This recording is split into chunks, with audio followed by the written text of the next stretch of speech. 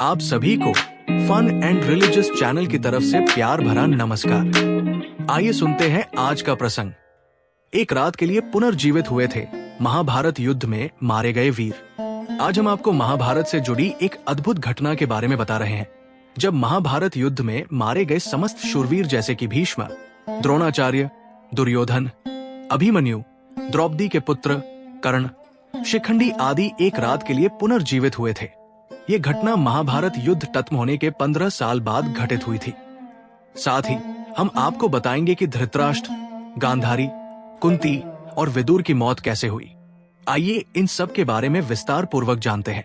राजा बनने के पश्चात हस्तिनापुर में युधिष्ठिर धर्म व न्याय पूर्वक शासन करने लगे। युधिष्ठिर प्रतिदिन धृतराष्ट्र व गांधारी का आशीर्वाद लेने के बाद ही अन्य काम करते थे। इस प्रकार अर्जुन, नकुल, सहदेव, द्रौपदी आदि भी सदैव धृतराष्ट्र व गांधारी की सेवा में लगे रहते थे। लेकिन भीम के मन में धृतराष्ट्र के प्रति हमेशा द्वेष भाव ही रहता। भीम धृतराष्ट्र के सामने कभी ऐसी बातें भी कह देते जो कहने योग्य नहीं होती थी। इस प्रकार धृतराष्ट्र गांधारी को पांडवों के साथ रहते रहते 15 साल गुजर गए। एक दिन भीम ने धृतराष्ट्र व गांधारी के सामने कुछ ऐसी बातें कह दी जिसे सुनकर उनके मन में बहुत शोक हुआ। तब धृतराष्ट्र ने सोचा कि पांडवों के आश्रय में रहते अब बहुत समय हो चुका है, इसलिए अब वानप्रस्थ आश्रम वन में रहना ही उचित है। गांधारी ने भी धृतराष्ट्र के साथ वन जाने में सहमति दे दी। धृतराष्ट्र व गांधारी के साथ विदुर व संजय ने वन जाने का निर्णय लिया। वन जाने का विचार कर धृतराष्ट्र ने युधिष्ठिर को बुलाया और उनके सामने पूरी बात कह दी। पहले तो युधिष्ठिर को बहुत दुख हुआ, लेकिन बाद में महर्षि वेदव्यास के कहने पर युधिष्ठिर मान गए। जब युधिष्ठिर को पता चला कि धृतराष्ट्र व गांधारी के साथ विदुर व संजय भी वन जा रहे हैं, तो उनके शोक की सीमा नहीं रही। धृतराष्ट्र ने बताया कि वे कार्तिक मास की पूर्णिमा को वन के लिए यात्रा करेंगे।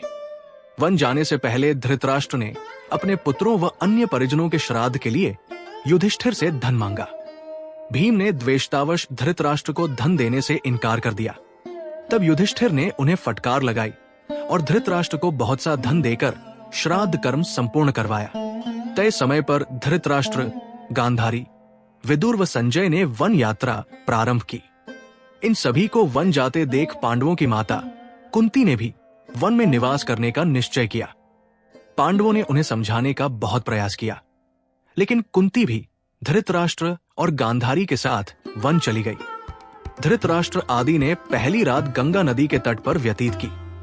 कुछ दिन वहां रुकने के बाद धृतराष्ट्र, गांधारी, कुंती, विदुर व संजय कुरुक्षेत्र आ गए। यहाँ महर्षि वेदव्यास से वनवास की दीक्षा लेकर ये सभी महर्षि शतयुग के आश्रम में निवास करने लगे। वन में रहते हुए धृतराष्ट्र घोर तप करने लगे। तब से उनके शरीर का मांस सूख गया। सिर पर महर्षियों की तरह जटा धारण कर वे और भी कठोर तप करने लगे। तब से उनके मन का मोह दूर हो गया। गांधारी और कुंती भी तप में लीन हो गई। विदुर और संजय इनकी सेवा में लगे रहते और तपस्या किया करते थे। इस प्रकार वन में रहते हुए धृतराष्ट्र आदि को लगभग 1 वर्ष बीत गया। इधर हस्तिनापुर में एक दिन राजा युधिष्ठिर के मन में वन में रह रहे अपने परिजनों को देखने की इच्छा हुई। तब युधिष्ठिर ने अपने सेना प्रमुखों को बुलाया और कहा कि वन जाने की तैयारी करो। मैं अपने भाइयों व परिजनों के साथ वन में रह रहे महाराज धृतराष्ट्र, माता गांधारी व कुंती आदि के दर्शन करूंगा। इस प्रकार पांडवों ने अपने पूरे परिवार के साथ वन जाने की यात्रा प्रारंभ की। पांडवों के साथ वे नगरवासी भी थे जो धृतराष्ट्र आदि के दर्शन करना चाहते थे। पांडव अपने सेना के साथ चलते चलते उस स्थान पर आ गए जहां धृतराष्ट्र, गांधारी और कुंती रहते थे। जब युधिष्ठिर ने उन्हें देखा तो वे बहुत प्रसन्न हुए और मुनियों के वेश में अपने परिजनों को देखकर उन्हें शोक भी हुआ। धृतराष्ट्र, गांधारी और कुंती भी अपने पुत्रों व परिजनों को देखकर बहुत प्रसन्न हुए। जब युधिष्ठिर ने वहां विदुर जी को नहीं देखा तो धृतराष्ट्र से उनके बारे में पूछा। धृतराष्ट्र ने बताया कि वे कठोर तप कर रहे हैं। तभी युधिष्ठिर को विदुर उसी ओर आते हुए दिखाई दिए, लेकिन आश्रम में इतने सारे लोगों को देखकर विदुर जी पुनः लौट गए। युधिष्ठिर उनसे मिलने के लिए पीछे पीछे दौड़े। तब वन में एक पेड़ के नीचे उन्हें विदुर जी खड़े हुए दिखाई दिए। उसी समय विदुर जी के शरीर से प्राण निकले और युधिष्ठिर में समा गए। जब युधिष्ठिर ने देखा कि विदुर जी के शरीर में प्राण नहीं है, तो उन्होंने उनका दाह संस्कार करने का निर्णय लिया। तभी आकाशवाणी हुई कि विदुर जी संन्यास धर्म का पालन करते थे, इसलिए उनका दाह संस्कार करना उचित नहीं है।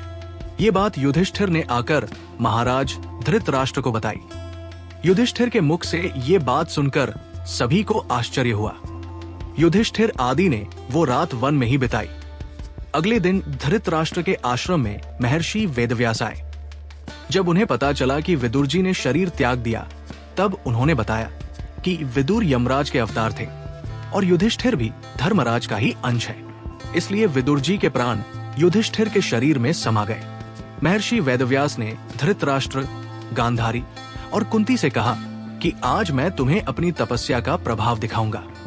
तुम्हारी जो इच्छा हो वो मांग लो। तब धृतराष्ट्र व गांधारी ने युद्ध में मृत अपने पुत्रों तथा कुंती ने कर्ण को देखने की इच्छा प्रकट की।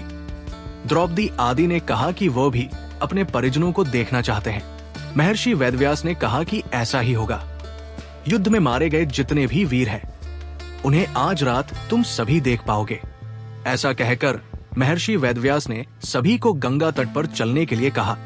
महर्षि वेदव्यास के कहने पर सभी गंगा तट पर एकत्रित हो गए और रात होने का इंतजार करने लगे। रात होने पर महर्षि वेदव्यास ने गंगा नदी में प्रवेश किया और पांडव व कौरव पक्ष के सभी मृत योद्धाओं का आवाहन किया। थोड़ी ही देर में भीष्म, द्रोणाचार्य, कर्ण, दुर्योधन, दुशासन, अभिमन्यु, धृतराष्ट्र के सभी पुत्र, घटोत्कच, द्रौपदी के 5 पुत्र, राजा द्रुपद, धृष्टद्युम्न, शकुनी, शिखंडी आदि वीर जल से बाहर निकल आए। उन सभी के मन में किसी भी प्रकार का अहंकार व क्रोध नहीं था। महर्षि वेदव्यास ने धृतराष्ट्र व गांधारी को दिव्य नेत्र प्रदान किए। अपने मृत परिजनों को देख सभी के मन में हर्ष छा गया। सारी रात अपने मृत परिजनों के साथ बिताकर सभी के मन में संतोष हुआ। अपने मृत पुत्रों, भाइयों, पतियों व अन्य संबंधियों से मिलकर सभी का संताप दूर हो गया। तब महर्षि वेदव्यास ने वहां उपस्थित विधवा स्त्रियों से कहा कि जो भी अपने पति के साथ जाना चाहती हैं, वे सभी गंगा नदी में डुबकी लगाएं। महर्षि वेदव्यास के कहने पर अपने पति से प्रेम करने वाली स्त्रियां गंगा में डुबकी लगाने लगी और शरीर छोड़कर पतिलोक में चली गई। इस प्रकार वो अद्भुत रात समाप्त हुई।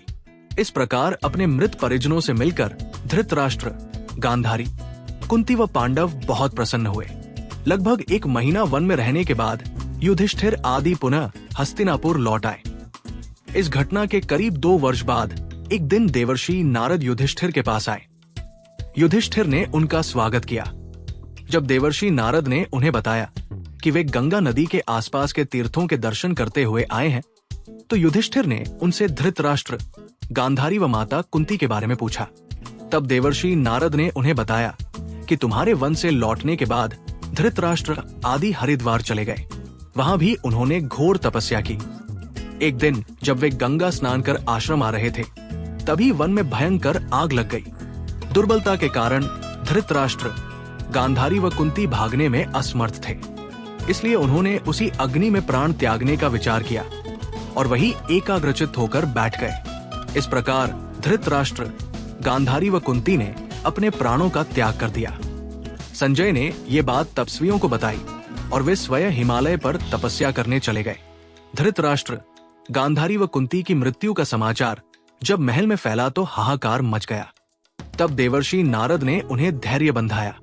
युधिष्ठिर ने विधि पूर्वक सभी का श्राद्ध कर्म करवाया और दान दक्षिणा देकर उनकी आत्मा की शांति के लिए संस्कार किए। आज की कथा को यही समाप्त करते हुए आपसे विदा लेते हैं। आप ऐसे ही और कथाओं का आनंद लेने के लिए हमारे channel fun and religious stories को ज्यादा से ज्यादा लाइक करें, शेयर करें और सब्सक्राइब करें। धन्यवाद। जय श्री राम।